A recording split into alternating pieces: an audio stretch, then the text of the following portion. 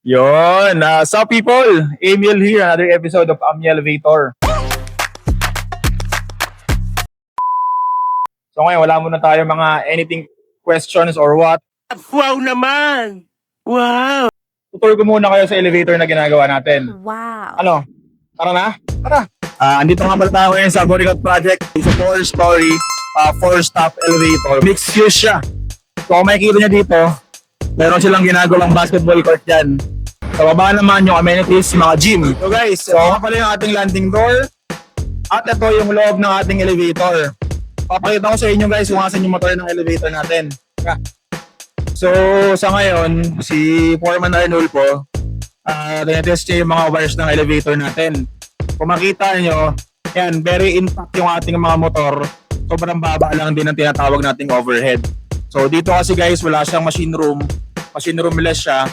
So lahat ng mga parts ng elevator, mga halagang parts, nagsama-sama sa isang floor. We're conducting testing and commissioning. Kasama ngayon si Foreman Arnulfo. Dito natin malalaman kung ano nga ba yung kahalagaan, kung bakit kailangan i-test muna yung elevator bago namin i-handover. So bago natin sagutin yan guys, silipin muna natin kung anong meron dito sa 4th floor. Ito nga pala yung control room natin.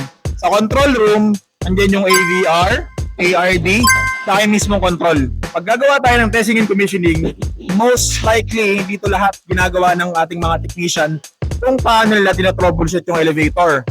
So ano nga ba yung mga nangyayari during testing and commissioning? Number 1, kailangan natin ma-ensure na proper yung mga electrical wiring sa pag-i-install ng elevator. Bakit?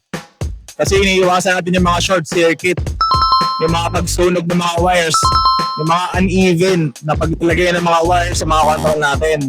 So that's the way na ma-ensure natin na pagka dumalo yung electricity sa elevator natin, proper siya. Next, we need to conduct a proper load test. We install a 450 kilograms elevator sa project nito. We need to ensure na 450 kilograms ay kayang buhatin ang elevator natin. So ayun ang role ng ating mga PNC kung paano nila na-ensure na proper weight, proper speed, same time, proper precision yung performance ng elevator natin. Next, ginagawa namin dito guys, we conduct high speed at low speed ng elevator.